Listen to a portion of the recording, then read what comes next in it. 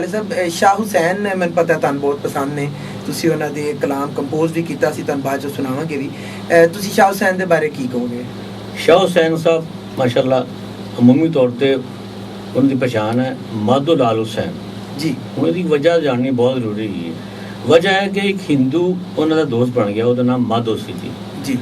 उस दोस्ती का शरफ हासिल करने उन्होंने उन्होंने नाम अपने नाम के नाल जोड़ लिया जी।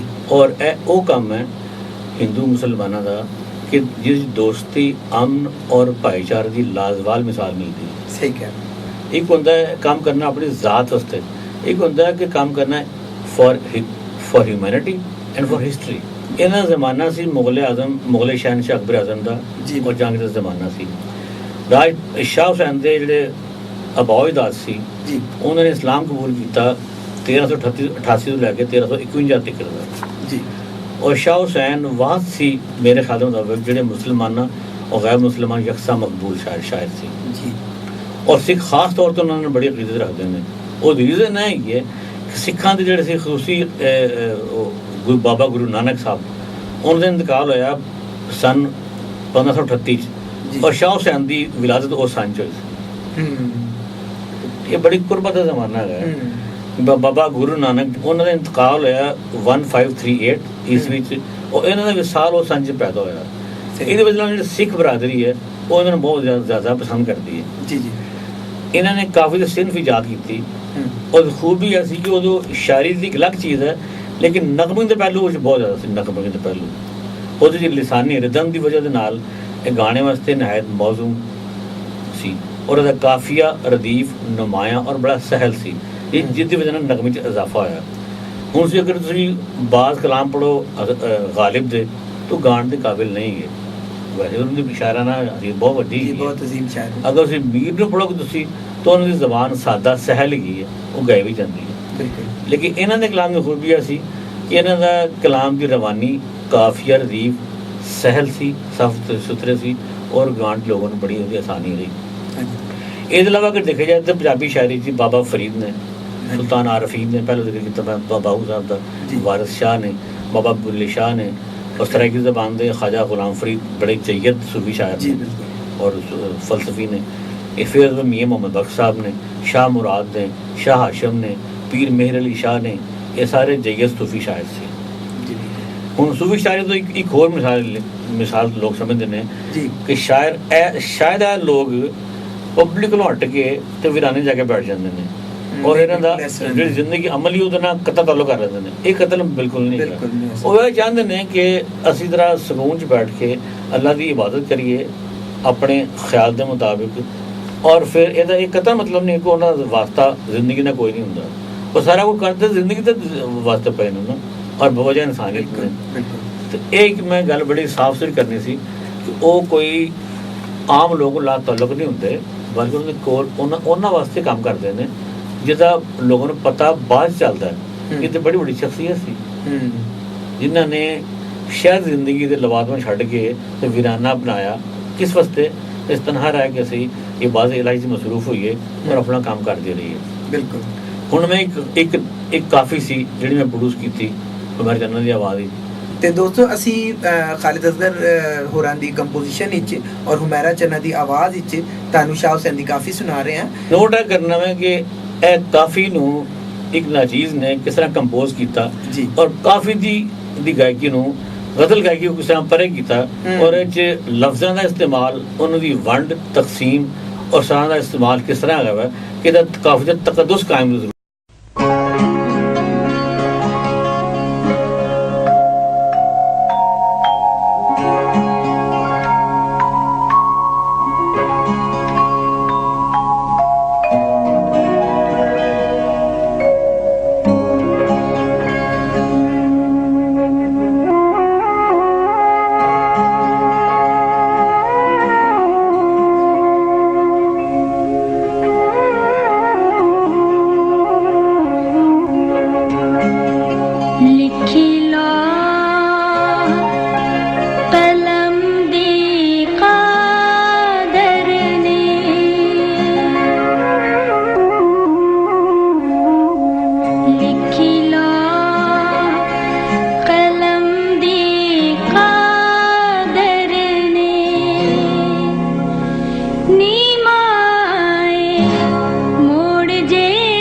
सकनी मोड़ मोड़ जे सकनी मोड़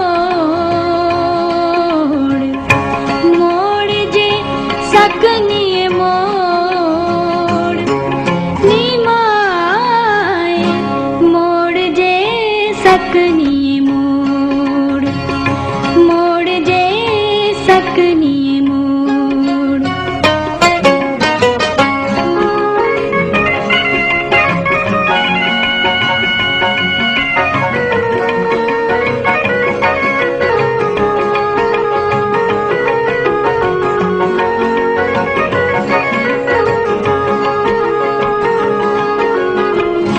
डोली पा ले चले खेड़े डोली पा ले चले खेड़े ना मैं थो हुज़ुर नज़र ना मैं थो हुज़ुर नज़र नी माए मोड़ जे सकनी मोड़ मोड़ जे सकनी मोड़ मोड़ जे सकनी मोड़ नी माए मोड़ जे सकनी मोड़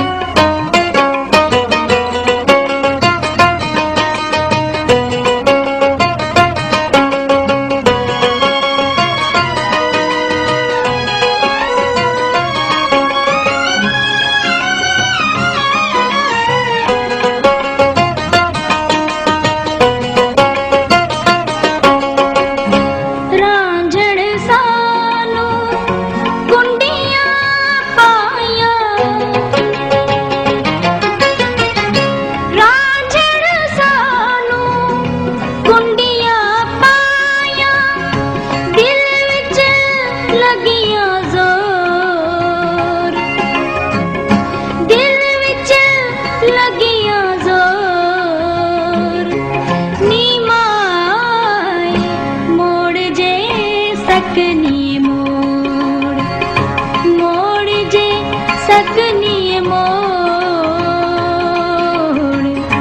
मोड़ जे सकनी मोड़ नी माए मोड़ जे सकनी मोड़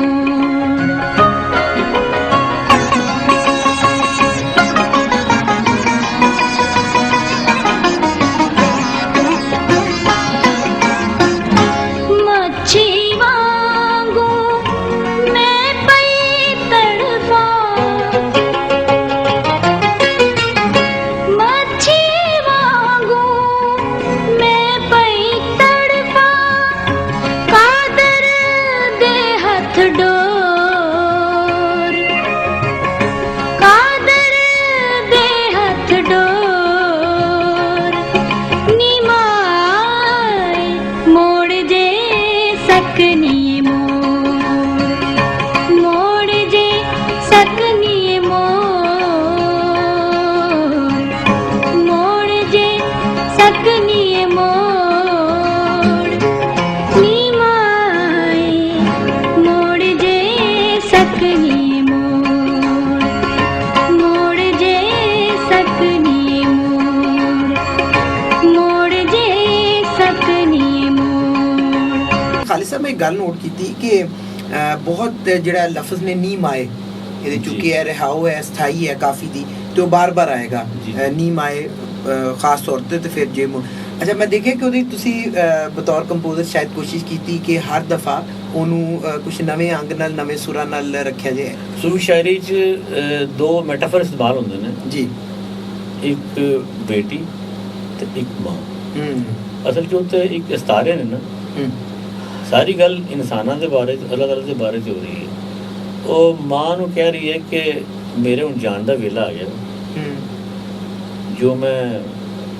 ਪੀਂਘਾਂ ਪਾਣੀ ਸੀ ਪਾ ਲਈਆਂ ਨੇ ਮੈਂ ਤੇ ਹੁਣ ਜੇ ਤੂੰ ਮੈਨੂੰ ਮੋੜ ਸਕਣੀ ਤੇ ਮੋੜ ਲੈ ਕਿਉਂਕਿ ਮੈਂ ਹੁਣ ਮੇਰਾ ਵੇਲਾ ਆ ਗਿਆ ਜਿਹੜੇ ਮੈਂ ਕੰਮ ਕਰਨੇ ਕਰ ਲੈਣੇ ਕਿਉਂਕਿ ਨੀ ਮਾਏ ਬਾਹਰ ਔਰ ਮੁਖਾਤਬ ਹੋ ਰਹੇ थे ना जी जी तो ਉਹਨੂੰ ਐਕਸਪ੍ਰੈਸ ਕਰਨਾ ਉਹਨੂੰ ਫੈਲਾਣਾ ਬਜ਼ਰੀਆ ਮੌਸੀਕੀ ਉਹ ਬਹੁਤ ਜ਼ਰੂਰੀ ਸੀ ਕਿ ਜਦੋਂ ਵੀ ਆਵੇ ਇੱਕ ਨਵੇਂ ਅੰਦਾਜ਼ ਦੇ ਨਾਲ ਆਵੇ।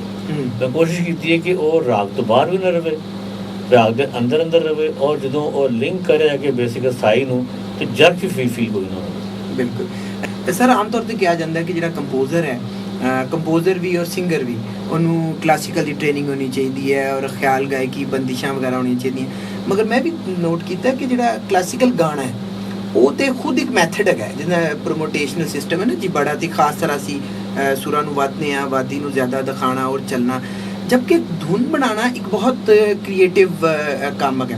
मैं पूछना चाहूँगा कि गायकी और कंपोजिशन में क्या कोई लाजमी ताल्लुक है? जी, ये दो मुख्तलिफ शोबे ने, दो मुख्तलिफ फैक्टर ने म्यूजिक दिखाने से। इस तरह बाजा हारमोनियम प्ले करना जी वो एक और चीज़ हुई है, हारमोनियम प्ले करके तर्ज बनाना एक और चीज़ है। वाह, बिल्कुल ठीक है। क्योंकि तर्ज बनती है, मेरे एक उस्ताद ने क्या सी हज़रत रईद तिरमी साहब ने कि बेटा जिवें शायरी इल्हाम होंदा ना, बिल्कुल, अगर शायरी इतनी आसान और सस्ती होवे और अल्लाह ने वदीयत ना कीती होवे, वदीयत मीन के ना दिती होवे, वो आंदी नहीं है। सही। मैं कह जी हाँ, अगर शायरी इन्नी आसान होवे और अल्लाह तोहफा ना मिले होवे तो हर उर्दू दे जेहड़े प्रोफेसर ने सारे शायर होण, सारे शायर, बिल्कुल ठीक। ਤੇ ਖਾਲਿਦ ਸਾਹਿਬ, ਬਿਲਕੁਲ ਤੁਹਾਡੀ ਗੱਲ ਦਾ ਮਤਲਬ ਇਹ ਹੈਗਾ ਕਿ ਨਕਾਦ ਹੋਣਾ ਇੱਕ ਹੋਰ ਗੱਲ ਹੈ, ਮੁਹੱਕਿਕ ਹੋਣਾ ਇੱਕ ਹੋਰ ਗੱਲ ਹੈ, ਬਹੁਤ ਜ਼ਿਆਦਾ ਪ੍ਰੋਫੈਸਰ ਹੋਣਾ ਇੱਕ ਹੋਰ ਗੱਲ ਹੈ, ਤਖਲੀਕਕਾਰ ਹੋਣਾ ਇੱਕ ਹੋਰ ਗੱਲ ਹੈ। ਤਖਲੀਕਕਾਰ ਹੋਣਾ ਇਹ ਬਿਲਕੁਲ ਬਜਾ ਗੱਲ ਹੈਗੀ ਹੈ ਕਿ ਇੱਕ ਤਦਰੀਸ ਦਾ ਸ਼ੋਬਾ ਉਹ ਆਪਣੀ ਜਗ੍ਹਾ ਤੇ ਕਾਬਲੇ ਤਾਰੀਫ ਹੈ, ਤਦਰੀਸ ਹੈ, ਤਹਿਕੀਕ ਹੈ, ਤਨਕੀਦ ਹੈ, ਮਗਰ ਕ੍ਰੀਏਟਿਵ। ਅੱਛਾ, ਅਗਲਾ ਸਵਾਲ ਖਾਲਿਦ ਸਾਹਿਬ ਇੱਥੋਂ ਹੀ ਨਿਕਲਦਾ ਕਿ ਇੱਕ ਧੁਨ ਬਣਾਉਣੀ ਹੈ ਜੀ ਗਜ਼ਲ ਦੀ, ਹੈ ਨਾ ਜੀ, ਉਰਦੂ ਗਜ਼ਲ ਦੀ। ਮੈਨੂੰ ਪਤਾ ਤੁਸੀਂ ਗਜ਼ਲ ਦੀ ਵੀ ਬਹੁਤ ਅੱਛੀ ਧੁਨ ਬਣਾਉਂਦੇ ਹੋ। ਮੇਰਾ ਸਵਾਲ ਤੁਹਾਡੇ ਕੋਲ ਹੈਗਾ ਕਿ ਇੱਕ ਆਰਫਾਨਾ ਕਲਾਮ ਦੀ ਜਿਹੜੀ ਧੁਨ ਹੈ ਉਹ ਬਣਾਉਣੀ ਜ਼ਾਹਿਰ ਡਿਫਰੈਂਟ ਹੋਏਗੀ ਇੱਕ ਗਜ਼ਲ ਬਣਾਉਣ ਤੋਂ, ਉਹਦੇ 'ਚ ਕੀ ਤੁਸੀਂ ਅੰਤਰ ਕਰੋਗੇ, ਕੀ ਫਰਕ ਹੋਏਗਾ? ਮੈਂ ਤੁਹਾਨੂੰ ਇੱਕ ਬੇਸਿਕ ਦੱਸਣਾ ਫਾਰਮੂਲਾ ਜੀ ਫॉर ਕੰਪੋਜ਼ਰ। ਜੀ, ਜਿਹੜਾ ਕੰਪੋਜ਼ਰ ਹੈ ਵਾ ਜੀ, ਔਰ ਉਹਨੂੰ ਅੱਲਾਹ ਤਾਲਾ ਨੇ ਉਹ ਕੂਵਤ ਵੀ ਬਖਸ਼ੀ ਕਿ ਉਹ ਬਾਜਾ ਤੇ ਵਾਜਦਾ ਹੀ ਰਹੇਗਾ। ਜਿਵੇਂ ਖਾਜਾ ਖੁਲੀਦ ਰਮਨ ਸਾਹਿਬ ਸੀ, ਉਹ ਕੋਈ ਸਾਗ ਨਹੀਂ ਵੀ ਆਉਂਦਾ ਜੀ, ਬਿਲਕੁਲ, ਹਾਰਮੋਨੀਅਮ ਨਹੀਂ ਸੀ ਆਉਂਦਾ, ਮਾਚਸ ਫੜ ਕੇ ਤੇ ਟਿਕ ਟਿਕ ਟਿਕ ਕਰਦੇ ਹੁੰਦੇ ਸੀ। ਉਹ ਸਾਰਾ ਕੰਮ ਹੁੰਦਾ ਇਲਹਾਮ ਦੇ ਜ਼ਰੀਏ ਔਰ ਦਿਮਾਗ ਦੇ ਜ਼ਰੀਏ। ਸ਼ੇਰ ਨੂੰ ਐਡਿਟ ਕਰਦੇ ਹੁੰਦੇ ਸੀ, ਉਹ ਗਾ ਖੁਦ ਨਹੀਂ ਸਕਦੇ ਸੀ, ਖੁਦ ਨਹੀਂ ਸੀਗਾ। ਹੀ ਵਾਸ ਅ ਕ੍ਰੀਏਟਿਵ ਮੈਨ। ਬਿਲਕੁਲ। ਔਰ ਉਹਨੇ ਫਿਲਮ ਇੰਤਜ਼ਾਰ ਬਣਾਈ, ਕੋਇਲ ਬਣਾਈ, ਬਹੁਤ ਸਾਰੀ ਫਿਲਮਾਂ ਬਣਾਈਆਂ, ਸਰਹੱਦ ਔਰ ਪਾਕਿਸਤਾਨ ਦਾ ਸਭ ਤੋਂ ਵੱਡੇ ਉਹ ਕੰਪੋਜ਼ਰ ਵੀ ਠਹਿਰਾਏ। ਜੀ ਬਿਲਕੁਲ। ਇਹਦਾ ਮਤਲਬ ਹੈ ਕਿ ਇਹ ਜਿਨ੍ਹਾਂ ਨੇ ਅੱਲਾਹ ਤਾਲਾ ਨੇ ਖੂਬੀ ਦਿੱਤੀ ਹੈ ਕੰਪੋਜ਼ ਕਰਨ ਦੀ, ਸੁਰਾਂ ਨੂੰ ਲਫ਼ਜ਼ਾਂ ਨਾਲ ਢਾਲ ਕੇ ਪੇਸ਼ ਕਰਨ ਦੀ, ਉਹ ਕਰ ਸਕਦੇ ਨੇ। ਬਾਜਾ ਜਾਣਨ ਨਾਲ ਗੱਲ ਕੋਈ ਬਿਲਕੁਲ ਨਹੀਂ ਹੁੰਦੀ। ਬਿਲਕੁਲ। ਹੁਣ ਬਾਕੀ ਰਹਿ ਗਿਆ ਮਸਲਾ ਕਿ ਗਜ਼ਲ ਕਿਸ ਤਰ੍ਹਾਂ ਬਣਾਉਣੀ ਹੈ ਔਰ ਆਰਫਾਨਾ ਕਲਾਮ ਕਿਸ ਤਰ੍ਹਾਂ, ਆਰਫਾਨਾ ਕਲਾਮ ਕਿਸ ਤਰ੍ਹਾਂ ਬਣਾਉਣਾ ਹੈ। ਹੁਣ ਮੇਰੇ ਅੰਦਾਜ਼ ਦੇ ਮੁਤਾबिक, ਨਾਚੀਜ਼ ਦੇ ਮੁਤਾबिक, ਜੀ, ਹਰ ਕੰਪੋਜ਼ਰ ਨੂੰ ਹਰ ਗਜ਼ਲ ਕਮ से कम 3 दफ़ा पढ़नी चाहिए। अगर लफ्ज़ समझ नहीं हो रहा, नहीं समझ आ रहा, वो थोड़ा भूल जाए। अगर मैं पूछता मैं सर मतलब की है एग्जैक्टली, मतलब तो है, लेकिन ऐसा गज़ल से ज़्यादा की मफहूम नज़र आ रही है। तलफ़्फ़ुज़ की है, मतलब की है, मफहूम, तलफ़्फ़ुज़ एक अलग चीज़ है और मफहूम की बनता है, क्योंकि एक लफ्ज़ दो मतलब हो सकते हैं। सही है, सही। अगर अंग्रेजी डिक्शनरी खोल लो, लफ्ज़ एक है, ਉਹਦੇ ਸ਼ੇਡ ਦਰਜਾ ਕਿੰਨੇ ਸ਼ੇਡ ਆਫ ਮੀਨਿੰਗ, ਬਿਲਕੁਲ ਸਹੀ ਕਹਿ ਰਹੇ ਹੋ। ਤੁਸੀਂ ਉੱਥੇ ਯੂਜ਼ ਕਰੋਗੇ ਜਿਸ ਫਿਕਰੇ ਉਹਦੀ ਡਿਮਾਂਡ, ਉਹਦਾ ਤਕਾਜ਼ਾ ਪਏਗਾ। ਬਿਲਕੁਲ। ਹੁਣ ਗਜ਼ਲ ਇੱਕ ਹੋਰ ਚੀਜ਼ ਹੈ ਔਰ ਸੂਫੀਆਨਾ ਕਲਾਮ ਜਿਵੇਂ ਮੈਂ ਪਹਿਲੇ अर्ज़ ਕੀਤੀ ਹੋਰ ਚੀਜ਼ ਹੈਗੀ ਹੈ। ਹੁਣ ਉਹਨਾਂ ਵਾਸਤੇ ਇੱਕ ਤਾਂ ਬੇਸਿਕ ਸਟਰਕਚਰ ਚਾਹੀਦਾ ਵਾ ਤਰਜ਼ ਬਣਾਉਣ ਦਾ। ਜੀ, ਸਟਰਕਚਰ ਕੀ ਹੋਣਾ ਚਾਹੀਦਾ ਵਾ, ਔਰ ਉਸ ਗਜ਼ਲ ਵਾਸਤੇ ਜਾਂ ਆਰਫਾਨਾ ਕਲਾਮ ਵਾਸਤੇ ਕਿਹੜੀ ਆਵਾਜ਼ ਸੂਟ ਕਰਦੀ ਹੈ। ਹੁਣ ਜੇ ਮੈਂ ਫੇਰ ਜਾਵਾਂ ਸ਼ਾਹ ਹੁਸੈਨ ਵਾਲੇ ਪਾਸੇ ਤੇ ਮੈਨੂੰ ਇੱਕ ਬੰਦਾ ਯਾਦ ਆ ਰਿਹਾ, ਹਾਮਦ ਅਲੀ ਬੇਲਾ। ਹਾਮਦ ਅਲੀ ਬੇਲਾਵਰੀ, ਅਸੀਂ ਜੀ ਉਹਨਾਂ ਤੇ 2 ਪ੍ਰੋਗਰਾਮ ਕੀਤੇ ਨੇ। ਹੁਣ ਉਹਨਾਂ ਨੇ ਕਦੀ ਵੀ ਗਜ਼ਲ ਨਹੀਂ ਗਾਈ, ਕਿਉਂਕਿ ਜਿਹੜੇ ਗਲੇ ਦੇ ਅੰਗਰੇਜ਼ੀ ਕਹਿੰਦੇ ਫੋਨੇਟਿਕਸ, ਗਲੇ ਦੇ ਲਵਾਜ਼ਮਾਤ, ਗਲੇ ਦੀ ਚਲਨ, ਉਹਦਾ ਮਿਜ਼ਾਜ, ਉਹਦੀ ਮੁਰਕੀ, ਉਹਦਾ ਫੰਦਾ ਪਹਿਲਾਵਾ, ਉਹ ਉਹਨਾਂ ਨੂੰ ਸੂਟੇਬਲ ਨਹੀਂ ਸੀ। ਹਾਲਾਂਕਿ ਬਹੁਤ ਸੁਰ ਸੀ, ਬੜੇ ਸੁਰਤ ਗਾਉਂਦੇ ਸੀ, ਗਜ਼ਲ ਨਹੀਂ ਸੀ ਗਾ ਸਕਦੇ ਉਹ, ਕਿਉਂਕਿ ਉਹਨਾਂ ਨੂੰ ਉਰਦੂ ਅਦਬ ਦਾ ਉਹ ਲਹਿਜਾ ਨਹੀਂ ਬਿਲਕੁਲ ਨਹੀਂ ਸੀਗਾ। ਉਹਨਾਂ ਦਾ ਰੁਝਾਨ ਸੀ ਪੰਜਾਬੀ ਜ਼ਬਾਨ ਸੀ, ਜਿਹੜੀ ਕਾਫੀ ਗਾਈਆਂ ਉਹ ਸੀ ਰੱਬਾ ਮੇਰੇ ਹਾਲ ਦਾ, ਤੈਨੂੰ ਰੱਬ ਨਾ ਭੁੱਲੀ, ਯਾਨੀ ਮੈਂ ਕਿਹਨੂੰ ਆਖਾਂ। ਹਾਂਜੀ, ਇਹ 2 ਉਹਨਾਂ ਦੀਆਂ ਕਾਫੀਆਂ ਮੈਂ ਰਿਕਾਰਡ ਕੀਤੀਆਂ ਸੀ, 1977 ਰਿਕਾਰਡ ਕੀਤੀਆਂ ਸੀ ਮਾਸ਼ਾਅੱਲਾ। ਔਰ ਮੇਰੇ ਕੋਲ ਚੱਲ ਕੇ ਆਏ ਸੀ ਉਹਦੀ ਮਿਹਰਬਾਨੀ ਮਰਹੂਮ ਦੀ ਕਿ ਤੁਸੀਂ ਕਰੋਗੇ ਤੇ ਮੈਨੂੰ ਯਕੀਨ ਆਏਗਾ।